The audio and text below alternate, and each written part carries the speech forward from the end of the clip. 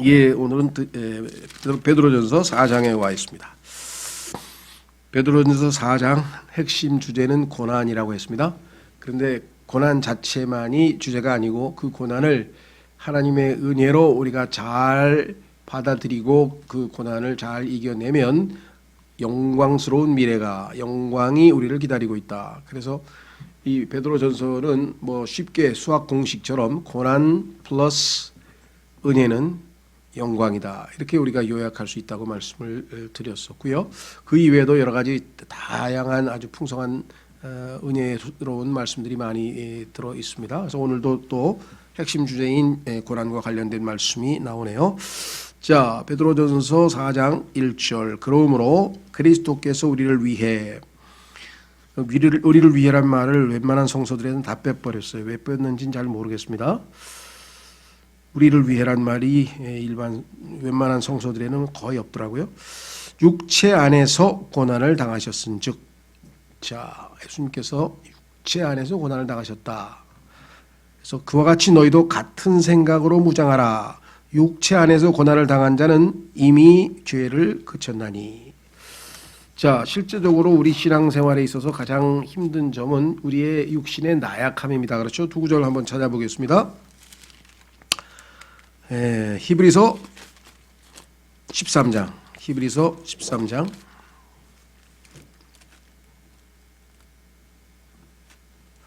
히브리서 13장에 보시면은 이렇게 기록되어 있죠. 13장 3절에 히브리서 13장 3절에 보시면 결박 중에 있는 자들을 기억하되 그들과 함께 결박당한 것 같이 기억하고 너희 자신도 몸 안에 있은즉 너희도 육체를 입고 있지 않느냐. 그러니 역경당하는 자들을 기억하라. 육체적인 고통을 이런저런 정태로 감옥에 갇혀있던 병이 들었던 어떤 방식으로든지 하여간 이 육체의 고통이라고 하는 것이 인간에게는 참 참기가 쉽지 않은 것이겠죠. 예. 그래서 뭐 요즘에는 뭐 의학이 발달해서 이 통증 클리닉이라고 하는 게 있어서 그래도 상당한 그 웬만큼 통증을 그래도 이 감해주는 것 같아요. 그렇죠? 그 이 통증과 관련지어서 아주 뭐라 그럴까? 하여간 그 에피소드가 하나 있는데 그것은 뭐냐면 과거에는 이 클로로폼, 이 마취제라는 게 없었잖아요. 예전에는. 그러니까 수술을 할 때 이걸 어떻게 얼마나 아프겠어요. 그래서 과거에 혹시 기억나시는지 모르겠습니다만 서부 영화를 보면 옛날 서부 영화에 보면 총에 맞으면 그 총알을 꺼내야 되잖아요. 근데 그걸 이제 칼로 도려내서 빼야 되잖아요. 그러니까 그때 위스키를 마신다. 위스키를 막 마셔가지고 몸이 마취된 상태에서 조금이라도 통증을 덜하기 위해서 하는 장면들이 나오죠. 예. 그게 영국의 그 어떤 이름을 잊어버렸네 제가. 어떤 분이 과학자가 그 소위 말하면 이 마취제 그 클로로폼이라고 하나요? 하여간 이 마취하는 그 물질을 찾아냈어요. 그래서 정말 그 마취 덕분에 우리가 요즘에 저도 치과를 다닙니다만은 이거 없으면 어떻게 이빨을 뽑고 막 아이고 뭐 그냥 힘들죠, 그렇죠? 또 어떤 분은 마취가 잘 안 되잖아요. 체질상 그런 사람도 얼마나 고통받아요. 그런데 처음에 이 마취 물질을 만들어 가지고 그냥 너무나 사람들이 좋아했는데 지나치게 의인된 사람이 나타났어. 무지하게 종교적이고 율법적인 사람이 나타나 가지고 하나님이 인간에게 고통을 주셨는데 감히 하나님의 고통을 없애버리는 그런 마취제를 만들었냐고. 그거 마귀적인 것이라고 악한 것이라고 이랬었다는 일화가 있어요. 그러니까 참 약간 대단한 사람들도 많은 것 같아요. 예. 자, 그러나 하나님은 인간에게 육체적인 고통이 얼마나 어려운지를 이해하고 계시잖아요. 왜 예수님도 겪으셨어요. 그렇죠? 자, 히브리서 4장.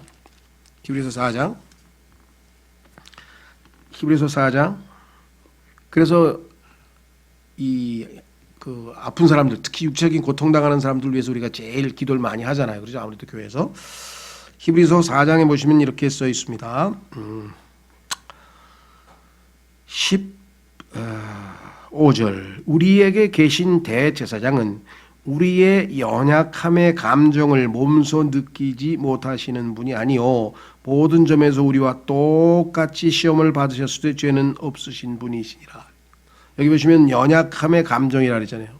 인간이 고통 속에서 특히 육적인 고통으로 인해서 얼마나 견디기가 힘든 것인지 우리가 잘 알고 있습니다. 그래서 다시 돌아옵니다.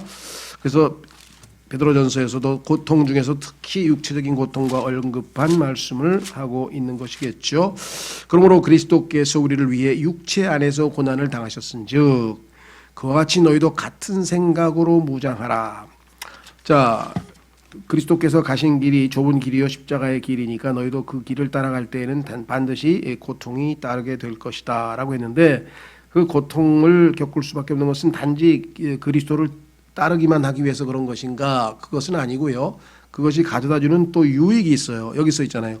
육체 안에서 고난을 당한 자는 이미 죄를 그쳤은즉. 자, 실질적으로 고난을 통해서 얻은 유익에 대해서 성경에 어마어마하게 많은 구절들이 있어요. 여기서 이것을 다 이미 여러 번 했기 때문에 다 할 수는 없지만 시편 구절 한 구절을 읽으면 여러분도 아마 공감을 하는 구절이 있겠죠. 시편 119편으로 가보시면 67절,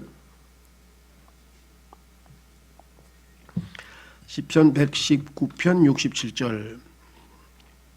고난 당하기 전에는 내가 길을 잃었사오나. 방황하죠. 타락하고 실족하고. 그런데 지금 어떻게 됐습니까? 이제는 주의 말씀을 지키고 있나이다. 그러니까 고난을 당하고 나니까 육체의 죄에서 그치고 주님만을 붙들게 되더라. 71절. 고난 당한 것이 내게 유익하오니 이로써 내가 주의 법규들을 배우게 되었나이다. 우리의 완악하고 강팍한 마음 때문에 주의 법규들을 못 배우다가 고난을 당하면서 겸손해져 가지고 엎드려서 주의 말씀을 배우게 된다. 그러니까 하나님께서는 고난이라고 하는 것이 쓴 약처럼 우리에게 고통을 가져다 주지만 그것이 가져다 주는 유익 때문에라도 하나님께서는 허락을 하시는 것이다. 예수님께서도 본을 우리에게 앞서서 보이셨죠. 그래서 1절에 그러므로 그리스도께서 우리를 위해 육체 안에서 고난을 당하셨은즉 그와 같이 너희도 같은 생각으로 무장하라. 이 무장한다는 얘기가 상당히 강한 얘기죠. 무기를 갖추라는 얘기, 무기를 갖추라. 그래서 그것도 그냥 가벼운 소총 무기도 아니고 중무장이라는 뜻인데 그 의미 자체가 좀 중무장하라 이게. 그러니까 아주 좀 각오를 단단히 하라 이 말이겠죠. 마음을 확고하게. 성경에서는 마음의 허리를 동이라. 마음의 허리를 마치 역도 선수들이 그 어마어마하게 무거운 것을 들어올리기 위해서 허리를 탁 졸라매서 아주 힘을 쓰게 하듯이 그와 같이 우리의 마음도 긴장하고 그렇게 준비하고 이런 뜻이겠습니다.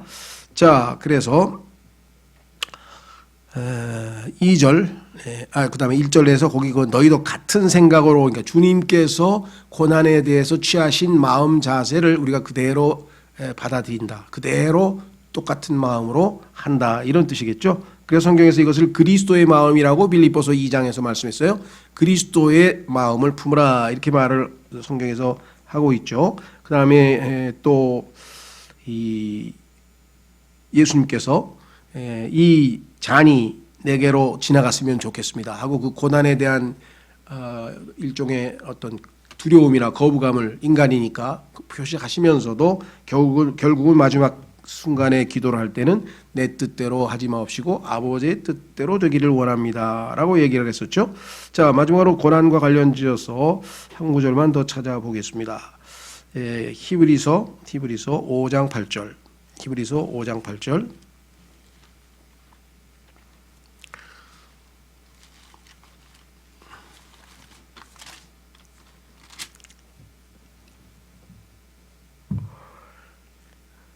예, 7절부터 보시겠습니다. 히브리서 5장 7절부터 그분께서는 친히 육체로 거하던 때 자기를 사망으로부터 능히 구원하실 분에게 강렬한 부르짖음과 눈물로 기도와 간구를 드리셨고 또 친히 두려워하셨으므로 아버지께서 들으셨느니라. 그래서 부활하셨죠.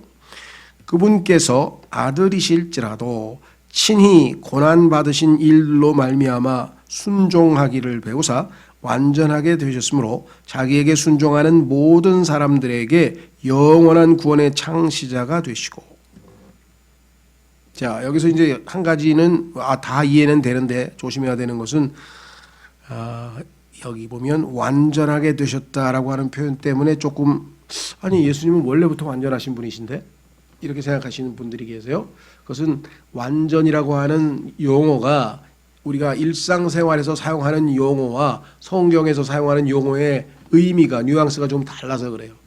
우리는 완전하다 그러면 그냥 죄가 하나도 없고 완벽하가 전혀 처음부터 100%까지 죄가 없고 완벽하다 이렇게 생각을 하는 경우가 있는데 성경에서의 이 완전이라고 하는 단어는 우리에게도 하나님께서 완전하니 주가 말하노라 내가 완전하니 너희도 완전하라. 그럼 우리가 어떻게 완전할 수가 있겠어요?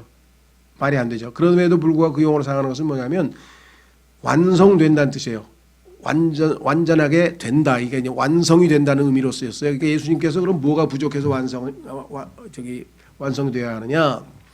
늘 말씀드렸습니다만은 예수님은 전지전능하시고 무소부재하시고 뭐 부족한 게 하나도 없어. 그야말로 완전하신 분이긴 해. 근데 한 가지 예수님이 부족한 게 있어. 그건 뭐냐? 육체를 입어본 적이 없어. 영원전부터 육체를 입어본 적이 없어. 그 다음에 그 육체의 고난을 당해본 적이 없어. 그 다음에 죽음을 겪어본 적이 없어요. 그렇기 때문에 이 땅에서 육체를 입고 사는 모든 인간, 이 나약한 인간들의 마음을 이해하시려면 그분도 인간이 되셔서 배고픔을 당하고 친구에게 배신도 당하고 뭐 온갖 비방도 당하고 아니면 기쁨도 누리고 뭐 슬픔도 이러한 모든 것을 겪으셔야 되겠고 그렇죠. 예. 그리고 희노애락 중에서 가장 우리가 치는 그 모든 것은 물론이고 생사화복에 있어서 생사할 때 그 죽음이라고 하는 것도 결국은 체험을 하셔야 예수님은 완전하게 되신다. 그래서 하나님께서 여기 보시면 그분이 순종하기를 배우사 완전하게 되셨다라고 했습니다. 그래서 예수님은 이제 자신이 완전하게 되신 것처럼 우리에게도 완전하게 될 것을 요구하시는 것이죠. 우리도 완전하게 되려면 방법은 하나밖에 없습니다. 고난을 통해서 죄를 이기고 그렇죠. 예, 부활 생명을 통해서 죽음을 이기는 수밖에는 없죠. 자, 그다음에 다시 돌아오셔서 아까 무장이라는 표현은 군사 용어잖아요. 그래서 우리 그리스도인이 영적 전쟁에 임하는 군인이라고 하는 것은 성경에서 여러 번 나왔으니까 뭐 우리가 참조를 하시고 찬송가에서도 그 유명한 십자가 군병들아 뭐 이런 표현도 있다는 것을 우리가 잘 알고 있죠. 자, 그래서 육체 안에서 고난을 당한 자, 우리 경험적으로 그렇죠. 고통 중에 있는 사람이 뭔 죄를 짓겠어요? 죄를 지을 수가 없지. 그렇죠. 또 반대도 성립해요. 그 얘기는 무슨 소리냐? 죄를 짓지 않고 살려고 하면 가만 안 둬. 주변에서. 그래가지고 그냥 고난이 와.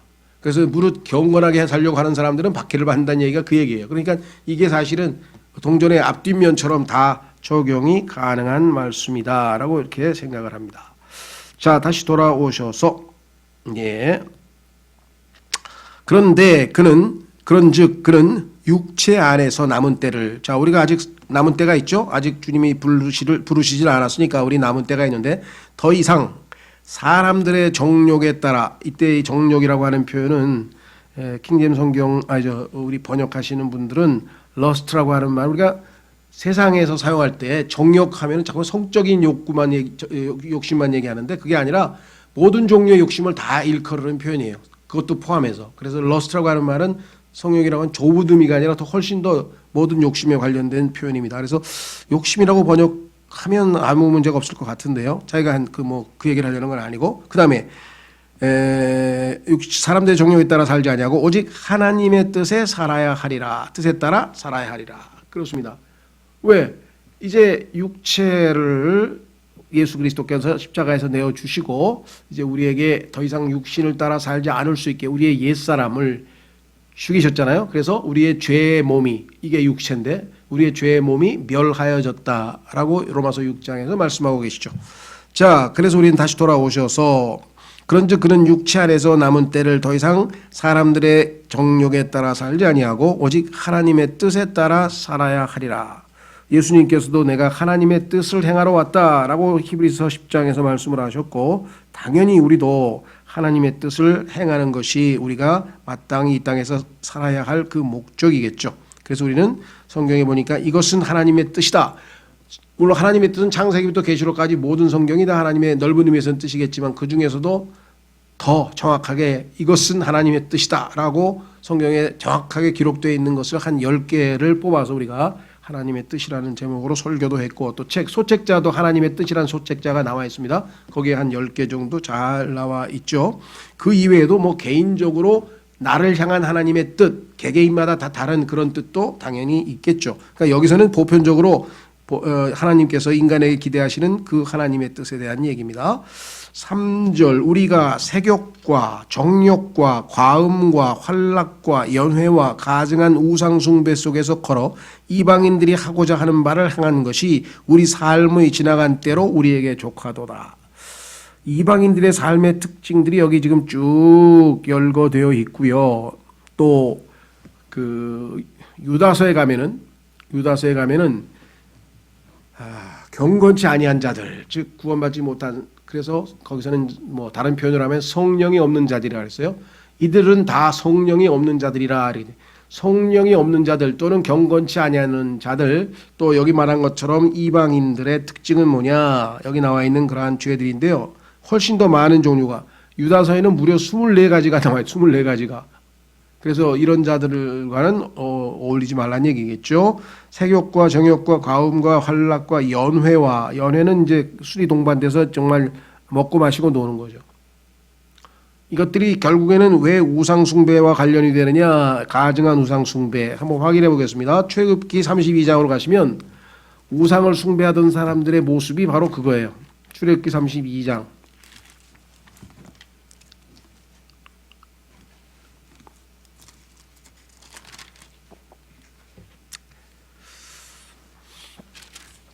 출애굽기 32장 보시면은요, 우상 숭배하던 자들은 어떤 짓을 했는가. 6절, 출애굽기 32장 6절.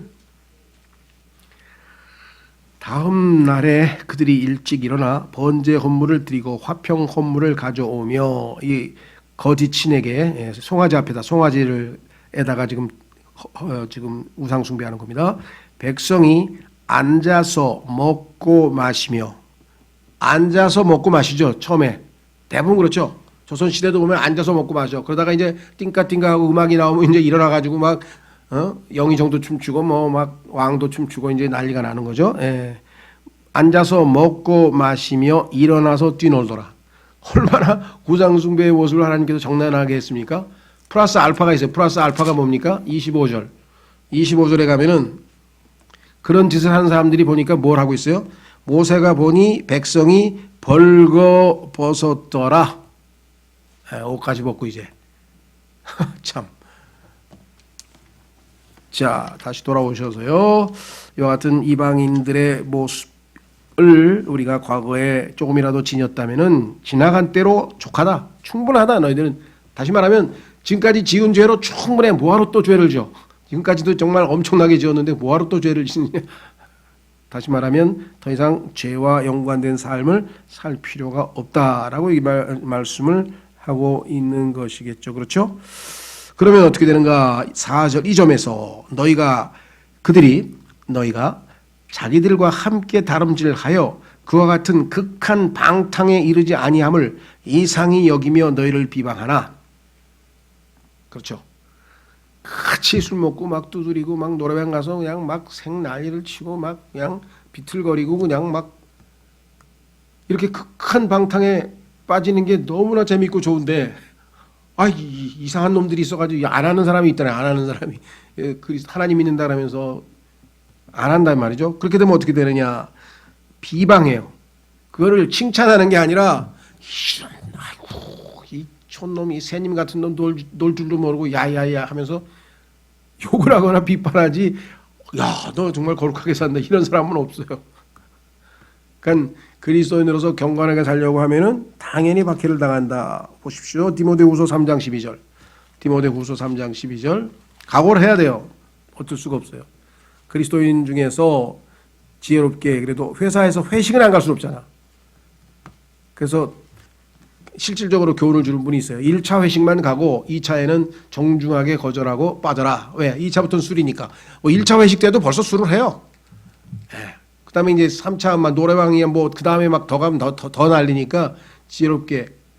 그래서 어떤 사람은 아예 회식도 안 가는 사람인데, 이건 또 뭐랄까 일종의 어떤 회사에서의 어떤 그 직무의 연장이잖아요. 거기 가서 무슨 토론도 하고 뭐 회사에서 야 이거 이렇게 하면 좋으냐 저렇게 하면 뭐 대화도 하고 해야 되니까.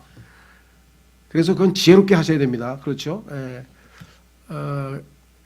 정말 뭐 회식을 가라 안 가라가 아니라 개개인이 하나님 앞에 기도하고 일순간 제가 같이 식사하고 그 사람들의 여러 가지 의견이나 이런 거 듣고 그러나 정중하게 2차부터 이렇게 빠지는 뭐 하여간 어떤 방식으로 하든지. 자, 그러면 또 욕먹죠. 예. 당연히 욕먹죠. 디모데후서 3장 12절. 아니, 제가 뭐라 그랬어요 지금? 디모데후서 3장 12절 맞네요. 참으로 그리스도 예수님 안에서 하나님의 뜻대로 살고자 하는 모든 자는 핍박을 받을 터이나 약한 자들과 유혹하는 자들은 점점 더 악하여져서 속이기도 하고 속기도 하리라. 옛날에 그런 일도 있었어요. 일종의 회식이지. 예. 그 교수들이 가서 딱 술을 다 따르면서 위하여 뭐 이제 하는데 저는 뭐 이제 콜라를 따라서 뭐 해가지고 이렇게 옆에 있던 선생이 그 포도주 한 잔 안 하세요? 그러더니 예 그랬더니 아이고 왜 교회 다녀서 예수님도 한 잔 하셨는데 예수님도 한 잔 하셨대. 그래서 뭘 한 잔 하셨는데요? 네, 포도주 하셨잖아요. 그 마지막 최후에 그 있잖아 왜 막 그 포도 주스였어요. 저 주스 주시면 내가 먹을게요. 그랬더니 에? 그게 왜 포도 와인인데 와인? 할 수 없이 또 설명을 해. 성경에 보면 뉴 와인은 포도 주스고 올드 와인은 술인데 예수님은 그냥 뉴 와인으로 드셔서 저도 뉴 와인으로 먹겠습니다. 그래서 하여간 참 그런 에피소드도 있었는데요. 어떤 분은 그래요. 가나 혼인 잔치에서 예수님께서 이 포도주를 만들어 가지고 사람들을 즐겁게 하셨는데 말이야. 그 하나님 예수님의 그 정신도 못 받들고 뭘 그걸 안 마시냐 그러더라는 거예요. 근데 교회 다니는 장로님이 자기 아들이 그 얘기를 하니까 그래? 그럼 마셔야지. 그리고 나중에 우리 교회 와서 성경 공부해 보니까 그게 포도 주스였대. 아들한테 가서 야 너 그게 아니고 포도 주스였대. 그런 참 우스개 실제로 에피소드가 있어요. 자, 하여간 뭐 그렇다고 치고 다시 돌아오셔서 사람들은 같이 어울리지 않는다. 그리고 처음에 2차 딱 안 간다고 하면 그 다음부터 빼줘요. 이게 로마서에서 얘기하는 마음으로 믿어 의에 이르고 그렇죠? 입으로 시인하여 구원에 이른다는 얘기가 그 얘기예요. 마음으로 믿은 것은 하나님이 아시기 때문에 내가 의롭게 된 것은 맞는데 이 세상으로부터 구원을 받으려면은 입으로 시인을 해야 돼. 저는 예수님 믿어서 술을 안 먹습니다. 죄송합니다. 2차는 안 가겠습니다. 이렇게 얘기를 하면 처음에 욕먹고 그렇죠? 두 번째 또 욕먹죠. 한 10번 욕먹어보세요. 그 다음 뭐예요? 야, 쟤 빼줘. 재수없어. 가서 술맛 떨어지냐. 쟤 빼. 상사가 벌써 딱 빼죠. 그 승리한 거죠. 그렇죠? 예. 어쩔 수 없어요. 그런 거 뭐 예를 들면 현대사회에서의 직장생활에서도 그런 게 어쩔 수 없다는 거죠. 자, 그래서 여기 분명하게 말하기를 다시 돌아옵니다. 비방을 받을 수밖에 없습니다. 5절. 그들은 산 자들과 죽은 자들을 심판할 준비가 되신 분에게 회개 보고를 하리라. 자, 예수 그리스도를 믿는 사람을 조롱하고 비방하고 욕하고 뭐 어쩌고 저쩌고 막 예수가 어쩌고 저쩌고 이렇게 떠든 사람들 있죠. 요 사람들 다 심판받는다고 써 있어요. 그러니까 불쌍하게 여기세요. 아유, 나중에 심판받을 것도 모르고 아이고 안타깝네. 예, 그렇죠? 자, 그러면 문제는 뭐냐? 누구에게 회개 보고를 하냐 하면 당연히 심판 주신 예수님이죠. 그렇죠? 자, 한번 확인해 보겠습니다. 많은 구절 중에서 한 구절만 하나님께서 예수님을 온 우주의 심판주로 선포하셨다, 정하셨다라는 말씀이 사도행전 17장에 써 있습니다. 너 죽은 후에 너 그 옛날에 뭐 얼마 전에 무슨 영화 뭐지 이게 신과 함께 너 신과 함께 영화 봤냐? 거기 가면 너 심판 받는데 그때 영화에서는 염라대왕이지만 성경에 보니까 그게 예수님이셔. 너 예수님 앞에 가서 심판 받게 돼 너. 자, 사도행전 17장 30절 사도행전 17장 30절 하나님께서 이와 같이 부지하던 때를 눈 감아 주셨으나 예수님 오시기 전까지는 묵인해 주셨어요. 그냥 이제는 그러나 예수님이 오셨으니까 이제는 모든 곳에서 모든 사람에게 회개하라고 명령하시나니 다 회개하고 예수님 믿어야 돼요.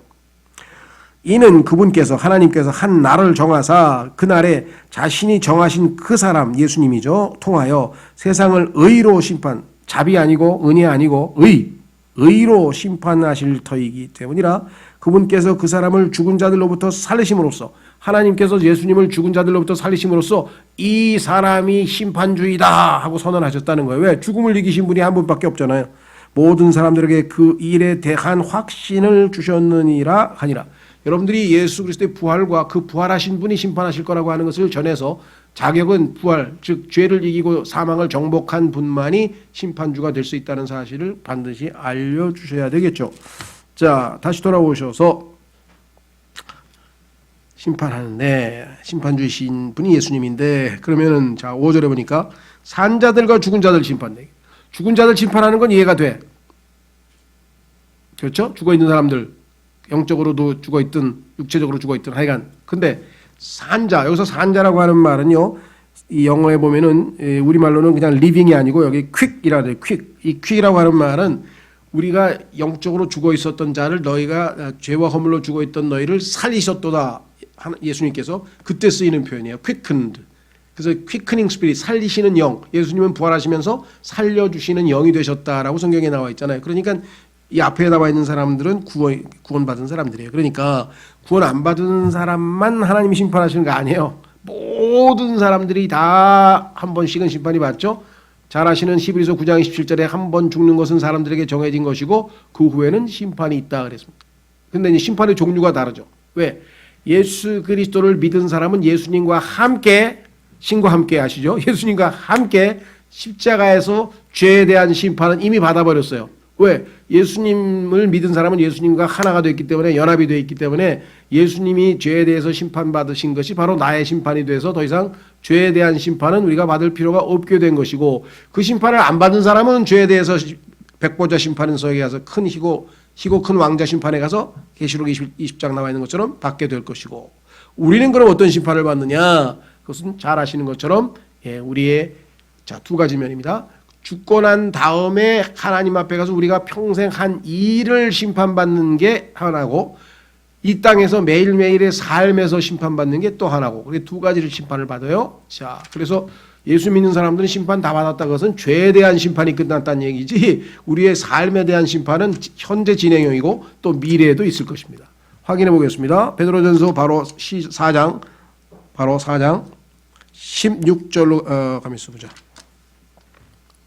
17절. 베드로전서 4장 17절에 가면 하나님의 집에서, 디모데전서 3장 16절에 하나님의 집은 교회라고 분명히 써 있죠. 예수님께서 하나님의 집을 짓겠다고 말씀하셨죠. 자, 하나님의 집에서 반드시 심판을 시작할 때가 이르렀나니, 자, 현재 시대입니다. 이르렀다. 지금 현재 와 있어요. 그래서 우리도 매일매일 심판을 받고 있다 그랬어요. 고린도전서에 보면은 여러분 잘 아시는 주의 만찬을 할 때 막 술 먹고 그냥 막 엉망진창 해가지고 질서를 망가뜨린 사람들 있죠. 그래서 그 사람들은 하나님께서 어떻게 했어요? 자기가 스스로를 심판해서 회개하지 아니하면, 자백하지 아니하면 그들은 하나님의 심판이 이르러서 연약한, 즉 병에 든 사람도 많고 또 죽은 사람도 있다라고 고린도전서에 써 있죠. 그런 심판, 그러니까 이것은 우리 그리스도인들은 표현을 징계라고 하는 말로 바꿨어요. 그런데 그 징계 중에는 실제로 죽는 경우도 있어요. 매를 맞는 경우도 있지만 매를 맞을 때 육체적으로 죽을 수도 있어요. 자, 그래서 여기 보시면 베드로전서 4장 17절에 하나님의 집에서 반드시 심판을 시작할 때가 일어났나니, 만일 그것이 우리에게서, 우리가 하나님의 집이잖아요. 우리가 산자잖아요. 우리가 산자. 우리에게서 먼저 시작되면 하나님의 복음에 순종하지 아니하는 자들의 마지막은 어떠하겠느냐. 우리 그리스도인들도 예수님 덕분에 겨우 구원을 받았는데 안 믿는 사람은 심판이 얼마나 심하겠는가 생각해봐라. 18절. 또 의로운 자가, 우리들이죠, 겨우 구원을 받으면 경건치 아니한 자와 죄인은 어디에 모습을 나타내겠느냐. 불못으로 던져지는 수밖에 없죠. 그러므로 하나님의 뜻대로 고난을 받는 자들은 잘 행하는 가운데 자기 혼을 그분 곧 신실하신 창조자께 맡겨 지키시게 할지어다. 자, 그래서 여기 보시면 산자와 죽은 자를 심판하신다. 산자인 살아야 우리 예수님으로부터 살려진 자 우리들도 먼저 심판의 대상이 된다. 매일매일의 삶에서 하루하루의 삶에서 하나님께서 필요한 경우 어떻게 한다 그랬습니까? 히브리서에서 사랑하시는 자마다 채찍질 하신다 그랬죠. 그 채찍질 하시는 그 채찍질에 가장 우리가 경험할 수 있는 가장 또 경험해 온 것은 첫 번째는 육체적인 질병입니다. 아까도 얘기했지만 아까 죄 그 고난 당하면 죄에서 그친다는 얘기가 아픈 것도 고난 중에 아주 중요한 것 중에 하나죠. 그래서 육체적인 질병이나 막 고통스러우면 뭐 죄를 질 수 있는 여건도 안 돼. 힘들어. 두 번째는 경제적인 궁핍입니다. 경제적인 궁핍으로 인해서 우리가 막 정말 하루하루 먹고 살면 그죠. 하루에 12시간 일하고 그냥 밥 먹고 그냥 뻗어가서 자고 그다음에 또 나가서 일하고 그런 사람은 뭔 죄를 짓겠어요. 그렇죠. 그런 경우가 또 있을 수 있겠고요. 그다음에 요 두 가지를 하나님이 가장 효과적으로 써요. 왜냐하면 요 두 가지를 웬만한 사람들은 무릎을 꿇어 하나님 앞에 딱 무릎 꿇고 엎드려가지고 하나님 도와주십시오. 이 질병을 치유해 주시고 아버지 하나님 물질적인 궁핍에서 건져내 주십시오. 하면서 이제 이렇게 하나님의 징계의 손길을 느끼게 되면 그것을 하나님께 고하고 또 이렇게 다시 회복되고 하는데 제일 힘든 게 뭐냐면 사람이라고 하는 막대기라 돼요. 사람의 막대기. 옆에다가 아주 이상한 사람을 하나 붙여놔. 그러면 그냥 그 사람 때문에 그냥 쟁일 아주 그냥 힘들어. 마음이 힘들고 상처도 입고 아주 그냥 불편하고 막 그렇죠. 직장 상사 중에서 보면 아이고 필이면 저 사람이 우리 과장으로 와가지고 미치겠네 막 이런 사람들이 있어요. 그래서 내가 하나님께서 그러면 질병으로 바꿔줘? 아니면 뭐 경제적인 궁핍으로 줄까? 어떤 걸 원하세요? 세계 중에서 하나님께서 제일 좋은 거 주셨네 뭐 강도 높은 훈련을 시켜서 특수부대로 보냈네. 특수부대 특전사로 보냈네. 예? 아유 나중에 정금같이 빚어서 나오겠는데 뭘 그래? 그래. 아이 궁핍이나 배고픈 거나 아픈 거보다는 낫지 뭐. 하나님 도와주십시오. 저 사람이 얼굴만 봐도 저는 소화가 안 됩니다. 미치겠습니다. 그런 사람들 주변에 있더라고 보니까. 하여간 그래서 하나님께서 우리 그리스도인들도요 심판을 하십니다. 한 구절 찾고 그 다음에 6절로 가보겠습니다. 고린도전서 11장 고린도전서 11장 고린도전서 11장 28절 고린도전서 11장 28절 오직 사람이 자기를 살피고 그 뒤에 그 빵을 먹고 그 잔을 마실지니 자 그 빵과 잔은 예수 그리스도의 살과 피를 상징하는 거지 실제 예수님의 살과 피가 아닙니다. 그래가지고 그것을 실제 예수님의 살과 피라고 하면서 먹고 마시면 율법을 어기는 거고 이건 엄청난 죄를 짓는 거예요. 그래서 그걸 제대로 알고 마시라. 합당하지 않게 먹고 마시는 자는 그것을 진짜 살과 피라고 생각하고 마시면 주의 몸을 분별하지 못하고 주의 몸은 영적인 몸인데 육체적인 살인 줄 살과 핀 줄 알고 착각한 거죠. 분별하지 못하고 자기를 위하여 정죄를 먹고 마시느니라. 이런 까닭에 너희 가운데 약한 자와 병든 자가 많고 잠자는 자는 죽은 거죠. 잠자는 자도 많도다. 심판하는 거예요. 하나님께서 하나님의 자녀들인데 이렇게 심판하셨어요. 32절 만일 우리가 우리 자신을 판단하려 하면 판단을 받지 아니하려니와 이것을 이제 우리 그리스도인은 예수님과 함께 심판을 받았으니까 심판을 안 받는다 이렇게 생각하고 똑같은 영어 단어를 심판이라고 안 번역하고 판단이라고만 번역했는데요. 그럴 필요가 없어요. 믿는 사람도 심판받고 안 믿는 사람도 심판받고 심판의 종류가 다르다 이렇게 하면 되는데 이 단어를 판단하고 심판이란로 이렇게 두 개를 분리시켜 가지고 해놓으면 마치 동사가 다른 것처럼 아니에요. 똑같은 단어예요. 그래서 하나님께서 우리를 심판하시는데 믿는 사람들의 경우에는 뭐예요? 징계를 통해서 회복시키려고 심판을 하는 거죠. 판단을 안 해요. 우리가 먼저 자백하고 여기 나와 있잖아요. 자기 자신을 판단하면 내가 내 자신을 심판해서 하나님 잘못했습니다 하고 자백하고 용서해 주십시오 하면 하나님이 심판하실 필요가 없어. 그런데 32절 우리가 판단을 받으면 그런데 우리가 자백을 안 하고 우리가 스스로를 심판 안 했어. 그러면 하나님이 대신 심판해 줘. 여기 나와 있죠. 우리가 주께 징계를 받았나니 이것은 우리가 세상과 함께 정죄를 받지 아니하게 하려 함이라. 세상 사람들은 정죄받아서 지옥에 가지만 우리는 지옥에 안 가는 사람들이기 때문에 하나님께서 매를 때려서라도 잘 다듬어서 하늘나라에 함께 데리고 가실 것이다. 자, 다시 마지막 돌아오셔서 6절 베드로전서 4장 6절 이런 까닭에 죽어있는 자들에게 또 복음이 선포되었나니 이것은 그들이 육신으로는 사람들을 따라 심판을 받으나 영으로는 하나님을 따라 살게 하려 함이라. 자, 지난번 3장 19절 할 때 이 구절에 대해서 이야기를 한번 했는데요. 한번 확인해 보겠습니다. 성경에서 가장 어렵다고들 하는 구절 중에 하나라 그랬죠. 자, 3장 19절에 보시면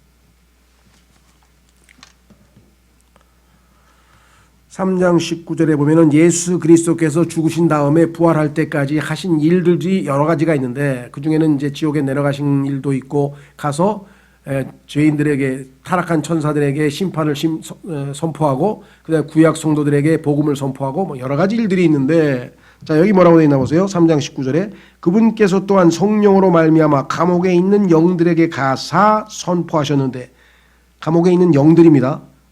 사람의 영들은 죽으면 다 하늘로 올라간다고 전도서 3장에 써 있죠. 그러니까 사람은 아니죠.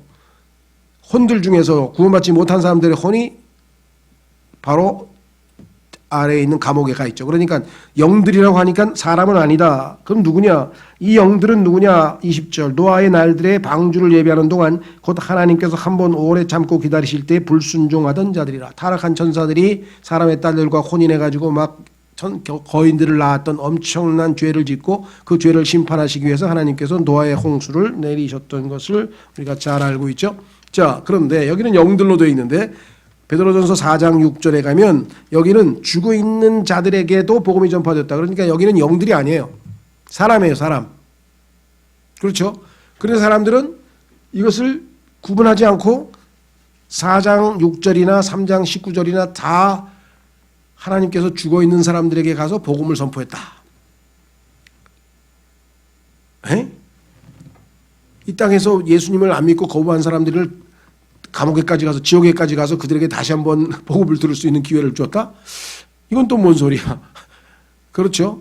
그래서 이 구절이 해석이 어려우니까 막 이리 생각도 해보고 저리 생각도 하는데 첫째, 아까 얘기했던 3장 19절은 성경을 비교해보면 금방 알았어요. 아, 이 사람 타락한 천사들이구나. 그래서 노아의 홍수 때 다 죽은 영들, 성경에 보니까 영들, 천사들이지만 사람처럼 죽은 자가 있다고 시편 82절에 써 있습니다. 82절, 이 편에. 그 성경을 한 10개만 찾아보면 이거는 해결이 돼. 근데 문제는 4장 6절에 오니까 차이가 있어요. 아까는 선포했다는데 뭘 선포한 거예요? 불못으로 던져지는 영원한 심판을 선포했겠죠. 그런데 이번에는 복음을 선포했다 그랬잖아요. 그러니까 4장 6절에 있는 것은 다른 대상이고 또 내용도 심판을 선포한 게 아니라 복음을 선포한 것이에요. 자, 그러면 누구에게 복음을 선포했는가? 첫째는 구약에 구원받은 사람들이 있어요. 그런데 예수님께서 아직 십자가에서 죽기 전이기 때문에 이들은 셋째 하늘로 올라가지 못하고 임시로 지하에 있는 아브라함의 품이라고 하는 낙원에 가서 대기하고 있다가 예수 그리스도께서 십자가에서 죽으신 다음에 가서 알려줬겠죠. 복음을 선포했겠죠. 왜? 구약 성도들을 대표하고 있는 그 유명한 모세와 엘리야 두 사람이 변형산에서 예수님을 만나서 예수님 언제 돌아가십니까? 예수님 언제 죽으십니까? 죽으셔야 우리가 하늘로 올라갈 거 아닙니까? 우리의 혼이 정결케 예수님의 피로 정결케 돼야 올라갈 거 아닙니까? 언제 돌아가실 겁니까? 라고 예수님의 별세에 대해서 논의하였다고 누가복음에 기록되어 있단 말이죠. 9장에. 그러니까 당연히 구약 성도들은 예수님이 언제 죽을까? 그것만 그냥 정말 뭐 표현이 그래서 그렇습니다. 주구장창 기다리는 거야. 아이고 주님 언제 죽으십니까? 셋째 하늘에 나도 그냥 올라가서 그 하나님 앞에 가서 그냥 경배하고 싶은데 내 혼이 아직도 정결케 되지 않아서 예수님의 피가 빨리 흘려져야 될 거 아닙니까? 그것만 기다리고 있어. 예수님께서 가서 내가 드디어 피를 흘리고 죽고 너희들을 데리러 왔다. 그래서 이 사람들 다 데리고 에베소서 4장 8절에 뭐예요? 하늘로 다 데리고 올라갔다. 포로로 사로잡아서 마귀에게 사로잡혀있는 인질로 사로잡혀있는 자들을 다 포로로 사로잡아서 하나님께 데리고 올라갔다라고 에베소 4장 8절에 써 있잖아요. 그러니까 그런 의미에서 이 죽은 자들에게 했다 이렇게 하는 경우가 그래도 제일 합리적인 것 같고, 두 번째 어떤 분들은 조금 더 이렇게 얘기해요. 그래서 여기는 그것보다는 문맥으로 보면 죽어있는 자들은 앞에서 하나님의 자녀들을 비방하고 욕하고 박해하고 고난당하는 자들에게, 하나님의 자녀들에게 고난을 가져다 준 그 사람들, 그렇죠? 그 사람들에게 가서 복음을 전해서 그들로 하여금 어떻게 해요? 받아들이면 육체로는 사람들 죄송합니다. 제가 표현을 잘못했네. 그 사람들에게 박해받은 사람들, 다시 말하면 박해받은 사람들에게 가서 복음을 선포해서 육신으로는 박해를 받아서 죽었지만 영으로는 살게 한다. 이렇게 해석을 하는데 이게 조금 뭔가 너무 꿰맞힌 느낌이 들어요. 그래서 저는 앞에 나와 있는 그 표현을 하는데 뭐 견해가 갈리니까 제가 이게 답이다라고 얘기는 못하고 대부분 이 둘 중에 하나로 해석을 하는 것 같아요. 근데 제일 우리가 성경적으로 억셉트할 수 없는 것은 3장 19절에 있는 영들과 4장 6절에 나와 있는 죽은 자들이 같다. 그건 아니죠. 한쪽은 복음이 선포되고 하나는 복음이란 말이 빠져 있고 하나는 영들이고 하나는 혼들이기 때문에 그것을 같다고 할 수는 없어요. 그러나 나머지 해석에 있어서는 이제 이렇게 좀 약간의 여지가 있다. 그걸 좀 염두로 두셨으면 좋겠습니다. 그래서 어려운 구절을 우리가 억지로 풀려하지 아니하고 이렇게 해서 그래도 훌륭한 성경 교사들 중에는 이 두 가지 견해를 가지고 있다라고 하는 말씀을 좀 드리도록 하겠습니다. 예, 다음 시간에 계속해서 7절부터 이어가도록 하겠습니다. 그래서 오늘 하나님께서 본을 보이셔서 우리 주님께서 본을 보이셔서 고난을 당하셨지만 정말 그 고난이 가져다주는 유익, 그로 인해 우리가 죄를 그치고 거룩한 삶을 살게 되고 주님을 닮아가고 이것을 생각한다면 주님의 도우심으로 은혜로 고난을 잘 이겨냅시다. 이것이 오늘 우리가 배워야 될 교훈이죠. 이를 위해서 기도하겠습니다.